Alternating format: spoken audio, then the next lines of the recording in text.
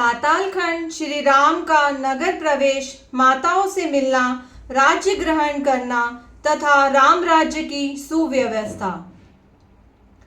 शेष जी कहते हैं, अपनी राजधानी को देखकर भगवान श्री रामचंद्र जी को बड़ी प्रसन्नता हुई। इधर भरत ने अपने मित्र एवं सचिव सुमुख को नागरिक उत्सव का प्रबंध करने के लिए नगर के भीतर भेजा। भरत जी बोले, नगर के सब लोग शीघ्र ही श्री रघुनाथ जी के आगमन का उत्सव आरंभ करें। घर घर में सजावट की जाए, सड़कें झाड़ बुहार कर साफ की जाए और उन पर चंदन मिश्रित जल का छिड़काव करके उनके ऊपर फूल बिछा दिए जाए।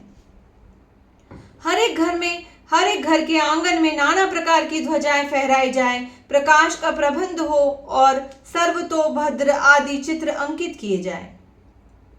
श्री राम का आगमन सुनकर हर्ष में भरे हुए लोग मेरे कथनानुसार नगर की शोभा बढ़ाने वाली भांति भांति की रचना करें। शेष जी कहते हैं, भरत जी के ये वचन सुनकर मंत्र वेत्ताओं में श्रेष्ठ सुमुख ने अयोध्यापुरी को अनेक प्रकार की सजावट एवं तोरणों से सुशोभित करने के लिए उसके भीतर प्रवेश किया। नगर में जाकर उसने सब लोगों में श्री राम के आगमन महोत्सव की घोषणा करा दी। लोगों ने जब सुना कि श्री रघुनाथ जी के अयोध्यापुरी के निकट आ गए हैं, तब उन्हें बड़ा हर्ष हुआ, क्योंकि वे पहले भगवान के विरह से दुखी हो अपने सुख भोग का परित्याग कर चुके थे। वैदिक ज्ञान से संपन्न पवित्र ब्राह्मण हाथों में कुछ लिए धोती और चादर से सुसज्जित ही हो श्री रामचंद्र जी के पास गए, जिन्होंने संग्राम भूमि में अनेकों वीरों पर विजय पाई थी। वे धनुष बाण धारण करने वाले श्रेष्ठ और सुरमा क्षत्रिय भी उनके समीप गए। धन धान्य से समृद्ध वैश्य भी सुंदर वस्त्र पहनकर महाराज श्री राम के निकट उपस्थित हुए। उस समय उनके हाथ सोने की मुद्राओं से सुशोभित हो रहे थे तथा वे शूद्र, जो ब्राह्मणों के भक्त, अपने जातीय आचार में दृढ़ता पूर्वक स्थित और धर्म का पालन करने वाले थे। अयोध्यापुरी के स्वामी श्री रामचंद्र जी के पास गए। व्यवसायी लोग जो अपने अपने कर्म में स्थित थे, वे सब भी भेंट में देने के लिए अपनी अपनी वस्तु लेकर महाराज श्री राम के समीप गए। इस प्रकार राजा भरत का संदेश पाकर आनंद की बाढ़ में डूबे हुए पूर्ववासी नाना प्रकार के कौतुकों में प्रवृत्त होकर अपने महाराज के निकट आए। तदंतर श्री रामचंद्र जी ने अपने अपने विमान पर बैठे हुए संपूर्ण देवताओं से घिरकर मनोहर रचना से सुशोभित अयोध्यापुरी में प्रवेश किया। आकाश मार्ग से विचरण करने वाले वानर भी उछलते कूदते हुए श्री रघुनाथ जी के पीछे पीछे उस उत्तम नगर में गए। उस समय उन सब की पृथक पृथक शोभा हो रही थी।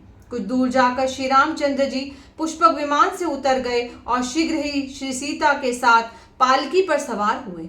उस समय वे अपने सहायक परिवार द्वारा चारों ओर से घिरे हुए थे।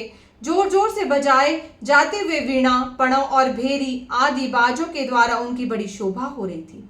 सूत, मागध और वंदी जन उनकी स्तुति कर रहे थे। सब लोग कहते थे, रघुनंदन आपकी जय हो, सूर्य कुलभूषण श्री राम आपकी जय हो, देव दशरथ नंदन आपकी जय हो, जगत के स्वामी श्री रघुनाथ जी आपकी जय हो। इस प्रकार हर्ष में भरे पूर्ववासियों की कल्याणमयी बातें भगवान को सुनाई दे रही थी। उनके दर्शन से सब लोग के शरीर में रोमांच हो आया था, जिससे वे बड़ी शोभा पा रहे थे। क्रमशः आगे बढ़कर भगवान की सवारी गली और चौराहे से सुशोभित नगर के प्रधान मार्ग पर जा पहुंची, जहां चंदन मिश्रित जल का छिड़काव हुआ था और सुंदर फूल तथा पल्लव बिछे थे। उस समय नगर की कुछ स्त्रियां खिड़की के सामने की छज्जों का सहारा लेकर भगवान की मनोहर छवि निहारती हुई आपस में कहने लगी। पूर्ववासिनी स्त्रियां बोली, सखियों, वनवासिनी भीलों की कन्याएं भी धन्य हो गई, जिन्होंने अपने नीलकमल के समान लोचनों द्वारा श्री रामचंद्र जी के मुखारविंद का मकरंद पान किया थे। अपने सौभाग्य से इन कन्याओं ने महान अभ्युदय प्राप्त किया है। अरि विरोचित तेज से युक्त श्री रघुनाथ जी के मुख की ओर तो देखो, जो कमल की सुषमा को लज्जित करने वाले सुंदर नेत्रों से सुशोभित हो रहा है। उसे देखकर धन्य हो जाओगी। अहो, ब्रह्मा आदि देवता भी जिनका दर्शन नहीं कर पाते, वे ही आज हमारी आंखों के सामने। अवश्य हम लोग अत्यंत बड़भागिनी हैं। देखो, इनके मुख पर कैसे सुंदर मुस्कान है। मस्तक पर किरीट शोभा पा रहा है। ये लाल लाल ओठ बंदूक पुष्प की अरुण प्रभा को अपनी शोभा से तिरस्कृत कर रहे हैं तथा इनकी ऊंची नासिका मनोहर जान पड़ती है। इस प्रकार अधिक प्रेम के कारण उपयुक्त बातें कहने वाले अवधपुरी की रमणियां भगवान के दर्शन कर प्रसन्न होने लगी। तदंतर जिनका प्रेम बहुत बड़ा हुआ था, उन पूर्ववासी मनुष्यों को अपने दृष्टिपात से संतुष्ट करके संपूर्ण जगत को मर्यादा का पाठ पढ़ने वाले श्री रघुनाथ जी ने माता के भवन में जाने का विचार किया। राजाओं के राजा तथा अच्छी नीति का पालन करने वाले थे, अतः पालकी पर बैठे हुए सबसे पहले अपनी माता केकई के घर में गए। केकई लज्जा के भार से दबी हुई थी, अतः श्री रामचंद्र जी को सामने देखकर भी वह कुछ न बोली, बारंबार गहरी चिंता में डूबने लगी। सूर्यवंश की पात का फहराने वाले श्री राम ने माता को लज्जित देखकर उसे विनय युक्त वचनों द्वारा सांत्वना देते हुए कहा। श्री राम बोले, माँ, मैंने वन में जाकर तुम्हारी आज्ञा का पूर्ण रूप से पालन किया है। अब बताओ, तुम्हारी आज्ञा से समय कौन सा कार्य करूं? श्री राम की यह बात सुनकर भी केकई अपने मुंह को ऊपर न उठा सकी। वह धीरे धीरे बोली, बेटा राम, तुम निष्पाप हो, अब तुम अपने महल में जाओ। माता का यह वचन सुनकर कृपा निधान श्री रामचंद्र जी ने भी उन्हें नमस्कार किया और वहां से सुमित्रा के भवन में गए। सुमित्रा का हृदय बड़ा उदार था। उन्होंने अपने पुत्र लक्ष्मण सहित श्री रामचंद्र जी को उपस्थित देकर आशीर्वाद देते हुए कहा, बेटा, तुम चिरंजीवी हो, तुम चिरजीवी हो। श्री रामचंद्र जी ने भी माता सुमित्रा के चरणों में प्रणाम करके बारंबार प्रसन्नता प्रकट करते हुए कहा, माँ, लक्ष्मण जैसे पुत्र रत्न को जन्म देने के कारण तुम रत्न गर्भा हो। बुद्धिमान लक्ष्मण ने जिस प्रकार हमारी सेवा की है, जिस तरह उन्होंने मेरे कष्टों का निवारण किया है, वैसा कार्य और किसी ने कभी नहीं किया। रावण ने सीता को हर लिया, उसके बाद मैंने पुनः जो इन्हें प्राप्त किया है, वह सब तुम लक्ष्मण ही पराक्रम समझो। यो कहकर तथा सुमित्रा के दिए हुए आशीर्वाद को शिरोधार्य करके वे देवताओं के साथ अपनी माता कौशल्या के महल में गए। माता को अपने दर्शन के लिए उत्कंठित तथा हर्षमग्न देख भगवान श्री राम तुरंत ही पालकी से उतर पड़े और निकट पहुंचकर उन्होंने माता के चरणों को पकड़ लिया।